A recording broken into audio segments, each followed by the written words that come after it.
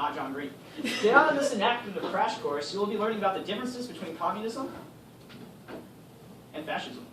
Considering our current learning endeavors and the events of the early 20th century, it's important to recognize the differences between these political ideologies, who employed them, and how they affected the course of world history. Mr. Gill, aren't they just the same thing? Home beef from the past. No. You see, many people often confuse these political ideologies and their leaders, which for us can cause great confusion in our discussions of world history. So, let's start with communism.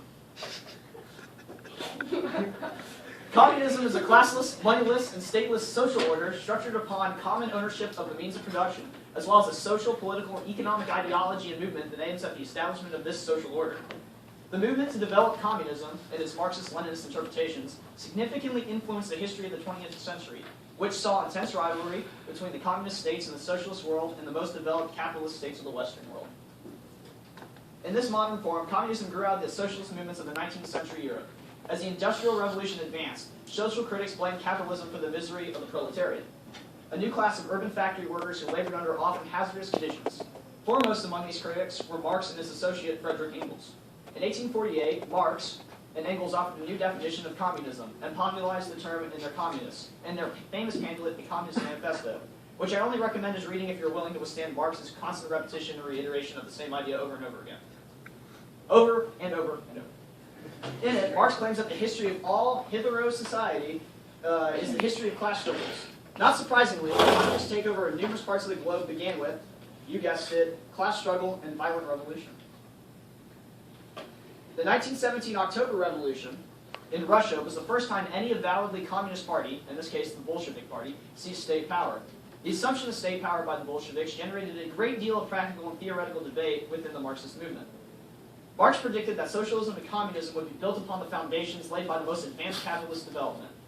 Russia, however, was one of the poorest countries in Europe with an enormous, largely illiterate peasantry and a minority of industrial workers.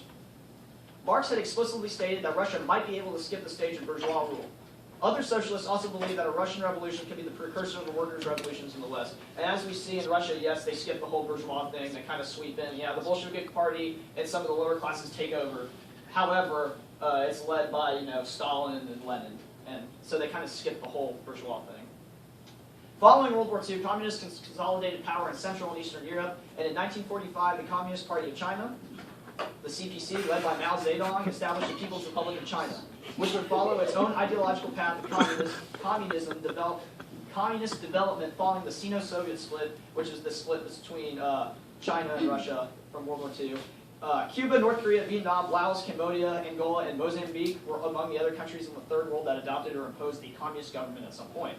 By the early 1980s, almost one-third of the world's population lived in communist states, including the former Soviet Union and the People's Republic of China. The nations that I just mentioned above were led by the most prominent promoters of communism, names you will most surely recognize: Mao Zedong, Fidel Castro, Ho Chi Minh in Vietnam, and Pol Pot in Cambodia. Though communism managed to gain a sizable following in the East, it was the West that adopted fascism and ultranationalism. Fascism is a form of radical authoritarian nationalism that came to prominence in the early 20th century, influenced by national syndicalism. The first fascist movements emerged in Italy around World War I. This is a fascist, it's a Latin thing, it's a symbol of authority, and it's like the symbol that Mussolini used to develop. So fascism developed more right-wing positions with elements of left-wing politics in opposition to communism, so they kind of opposed each other. It also opposed socialism, liberal democracy, and traditional conservatism. Although fascism is usually placed on the far right on the traditional left-right spectrum, fascists themselves and other commentators have argued that the depiction is inadequate. So fascism also sought to unify the country through ultranationalism and violence, and it invoked the primacy of the state. So leaders such as Benito Mussolini in Italy and Adolf Hitler in Germany embodied the state and claimed indisputable power. Fascism borrowed theories and terminology from socialism that replaced socialism's focus on class conflict with a focus on conflict between nations and races. Fascists advocated a mixed economy with the principle and goal of achieving authority to secure national self-sufficiency and independence through protectionist and interventionist economic policies. It was fascism that motivated two of the major role players in World War II, Italy and Germany. Both nations used and promoted fascism to strengthen their nations, encouraging military expansion and in the end the facilitation of the Second World War. Frighteningly enough, the two major political ideologies encompass most of Europe and influence many of world history's events in the 20th century and even today in the 21st century. Countries that employed these often sought to expand, trying to conquer the world, committing mass genocide, or they did both. The only people I can think of who did these things without either being communists or fascists were the monk. Continuing on, nationalism played a key role in both these political ideologies. Though more so in fascism, both fascist and communist countries employed nationalistic practices and thoughts in order to rally their citizens. Hey, it's time for the open letter. But first, let's see what's in the secret card.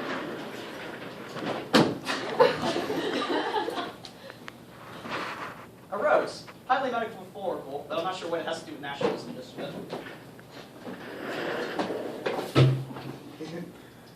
Dear nationalism, you're instrumental in the development of the political ideologies of communism and fascism. Unfortunately, because of that association, people tend to view you as something to be feared and something to be hated. But actually, you're really awesome. Without nationalism, there wouldn't be the America I know today. No pledges of allegiance or national anthems, or summer days spent in the ballpark, or even hot dogs.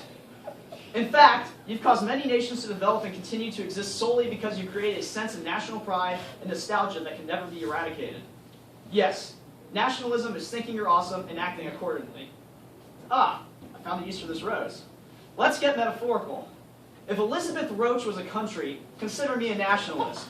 As a nationalist, I think Elizabeth is awesome and would probably do many things to protect her and to enjoy her company.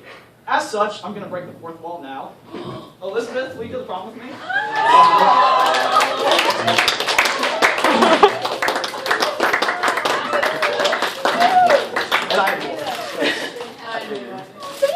you're welcome. Alright, I'm going to finish this up because... You have like 1 minute. Alright, I'll finish this up.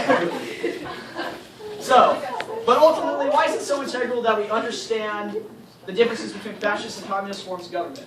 As we continue on in our world history experience, it is vital that we understand various political ideologies that emerged in the 20th century. In this time period, largely for the first time, entire swaths of the globe were not possessed by one political organization or ideology. Rather, different civilizations came to adopt whatever political ideologies they believed provided a road to success, or they implemented whatever their leaders told them to. Stalin, Mao, I'm looking at you.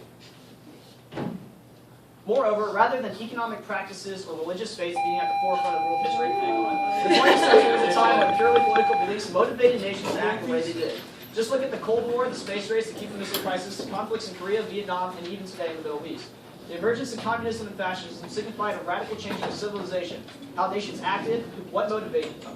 It is important to understand communism and fascism because they help to understand where we are today and how they continue to affect our modern world. They might also help you get a date to prom.